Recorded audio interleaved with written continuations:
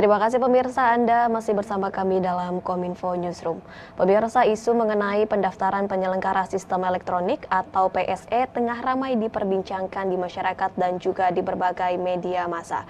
Dengan platform digital seperti yang ada di Indonesia seperti Google, Netflix, TikTok hingga WhatsApp, ini diwajibkan untuk mendaftarkan dirinya ke Kementerian Kominfo Republik Indonesia selambatnya tanggal 20 Juli 2022 mendatang. Bila tidak melakukan pendaftaran sebagai mestinya, Kemenkominfo akan melakukan sanksi administratif berupa pemblokiran.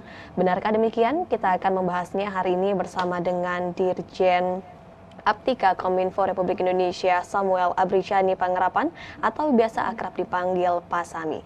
Halo Pak Sami. Selamat siang. Pak Semi dapat mendengar suara saya dengan jelas, Pak? Ya, saya dengar dengan jelas. Nama saya Semi ya. Ya, Pak Semi, terkait dengan PSE yang tengah ramai diperbincangkan pula oleh masyarakat, sebenarnya apa dasar hukum yang melandasi PSE ini harus segera didaftarkan pada lingkup privat? Ya, dasar hukumnya adalah di Undang-Undang ITE, Undang-Undang ITE ada PP 71 dan turunannya Permen 5 tahun 2020 dan juga ada perubahan tengah waktu itu di Permen 10 kalau nggak salah 2021. Itu dasar hukumnya. Nah, tapi kenapanya itu karena kami di Indonesia ingin menciptakan suatu ruang digital yang kondusif bagi semua pelaku usaha, baik dalam maupun luar negeri. Untuk itu kami perlu mendata. Ini manfaatnya baik bagi penggunanya maupun mereka sendiri. Jadi kalau bagi mereka yang menyelenggarakan kegiatan usaha di Indonesia, akhirnya mereka terproteksi. Intinya kalau ada orang yang menggunakan nama yang sama ataupun layanan yang bisa merugikan mereka, itu kita bisa tindak lanjuti. Demikian pula dengan masyarakat. Dengan terdaftarnya ini masyarakat terlindungi. Jadi hak-hak masyarakat apabila bertransaksi atau beraktivitas itu apabila terjadi sesuatu mereka bisa melakukan komplain ataupun menanyakan apa permasalahan yang mereka hadapi untuk diselesaikan. Baik, jadi dengan adanya PSE didaftarkan dalam lingkup private ini untuk turut melindungi masyarakat begitu ya Pak Semi. Mengenai data dari situs Kominfo yang sudah ada lebih dari 4.500 PSE lingkup privat yang sudah terdaftar, ini 75 diantaranya adalah PSE asing dan juga terdapat PSE domestik. Kemudian dari jumlah PSE asing tersebut terdapat nama Google, YouTube, Instagram, Facebook dan juga WhatsApp di sana. Ini berarti mereka belum mendaftarkan diri. Apakah benar nantinya Kominfo akan memblokir PSE tersebut dan kemudian apakah sudah pernah dilakukan komunikasi dengan pihak terkait, Pak Semi? Ya, kalau komunikasinya pasti dari tahun 2020 semenjak permennya itu peraturan menterinya sudah dikeluarkan, kan mereka sudah tahu bahwa itu ada ketentuan untuk mendaftar. Dan ini kan dari tahun 2020 dan sudah cukup lama. Dan untuk mendaftarnya itu hanya membutuhkan kali 10 menit ya. Jadi tepat sekali. Jadi mereka bisa menyiapkan dokumen-dokumen yang dibutuhkan, habis itu mereka upload ataupun mereka isi formulirnya. Jadi ya masih ada waktu lah. Karena itu mengisinya cuma mudah sekali. Dan tidak ada bukan persyaratannya itu bukan diterima atau tidak terima, tapi melengkapi data-data yang dibutuhkan. Nah, diharapkan sih dengan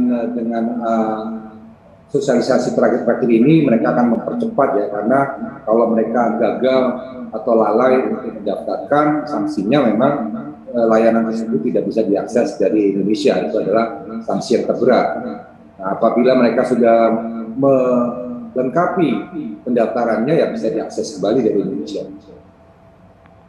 Baik, kemudian apabila PSE tersebut sudah dilakukan pemblokiran, kemudian nantinya sanksi lainnya apakah ada seperti bagaimana Pak Semi?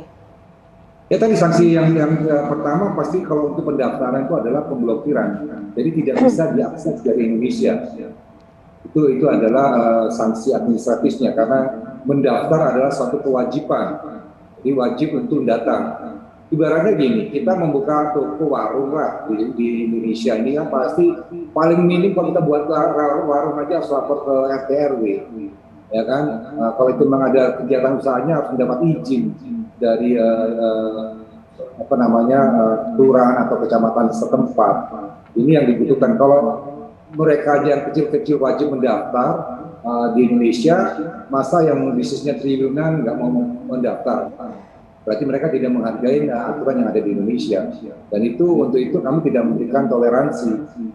Sanksinya adalah tidak dapat diakses dari Indonesia.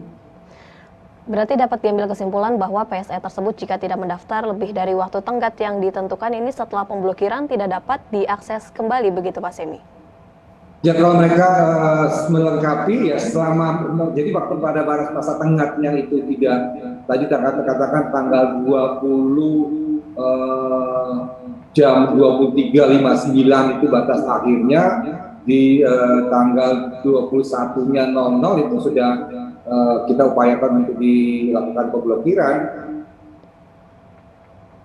Baik, kemudian PSE seperti apa yang wajib didaftarkan kepada Kementerian Komunikasi dan Informatika ini? Ada 6 jenis ya yang disyaratkan wajib mendaftar. Itu pertama yang melakukan kegiatan usaha menjual jasa barang dan jasa seperti marketplace, seperti e-commerce, itu wajib mendaftar, ataupun layanan jasa yang lainnya yang jadi tergantung jadi penjualan, jadi ada market, jadi jualnya barang atau jasa itu wajib. Kedua adalah yang mengoperasikan layanan keuangan, itu wajib mendaftar juga. Kalau yang keuangan itu bukan hanya mendaftar, tapi sebelumnya sudah harus mendapatkan izin dari OJK atau BI. Yang berikutnya adalah layanan berbayar, contohnya seperti Netflix, Spotify, game online. Jadi layanan-layanan yang berbayar lah. Dalam menggunakan layanan itu dikenakan pembayaran. Berikutnya adalah terkait dengan penyediaan layanan telekomunikasi dan juga sosial media seperti WA, Telegram, Facebook, TikTok, dan lain sebagainya. Yang berikutnya adalah mesin pencari. Mesin pencari itu juga wajib mendaftarkan seperti Google, Bing, Yahoo, dan yang sejenis. Yang terakhir, apabila mereka mengoperasikan atau memproses data pribadi untuk kegiatan usaha, itu mereka juga wajib. Jadi dalam melaksanakan usahanya mereka mengoleksi atau mengumpulkan data pribadi, itu wajib mendaftar. Itu kira-kira 6 kategori yang wajib. Tapi yang lainnya tidak termasuk itu, walaupun mau mendaftar tidak apa-apa juga untuk memberi proteksi dan meningkatkan rasa keamanan dan kenyamanan masyarakat. Kalau mereka terdaftarkan, masyarakat akan lebih percaya ya bahwa layanan ini sudah terdaftar di Kominfo. Baik, jadi sistem elektronik yang wajib didaftarkan ini ada 6, salah satunya ialah yang menyediakan layanan komunikasi serta yang menyediakan mesin pencari. Kemudian Pak Semi, dengan adanya pembahasan seperti ini di tengah masyarakat, bagaimana tanggapan Pak Semi mengenai portal berita yang mengusung judul clickbait yang seolah memberitakan bahwa Kominfo ini bertindak secara represif melakukan penutupan akses atas platform yang belum terdaftar tersebut? Ya, kalau saya rasa ini kan ini aturan, tiap negara mempunyai aturannya. Tadi saya katakan ya, kita buka warung aja itu di Indonesia mereka harus mendapatkan izin atau mendaftarkan. Nah, untuk ini di ruang digitalnya bagaimana? Kalau di ruang fisiknya kita atur dan di ruang digitalnya bagaimana? Ini kan juga kita buat suatu aturan yang sangat-sangat sederhana. Kita hanya mewajibkan diatur supaya bisa ditata dan dikelola dengan baik, dan masyarakat juga dapat mendapatkan asas manfaat dan terlindungi dalam menggunakan layanan-layanan yang tadi disyaratkan untuk mendaftar. Jadi ini kalau dikatakan represif kan ini kan sudah lama. Itu mereka tidak memahami saja apa yang namanya tata kelola. Ini kan bagian dari menata dan mengelola ruang digital. Ya kan, kalau tadi saya katakan kita untuk berusaha di Indonesia itu perlu izin. Masa di ruang digital suruh mendaftar saja nggak mau? Kan itu kan supaya tadi umpamanya ada masyarakat melakukan transaksi di sebuah platform, terus mereka mendapatkan barang yang tidak sesuai dari pesanannya, kemana mereka melakukan komplain?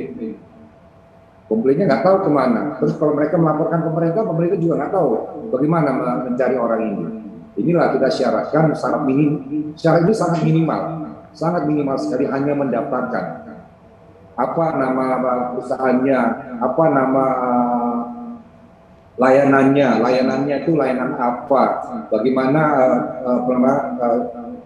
cara bisnisnya, apakah ini berbayar, apakah ini menggunakan iklan.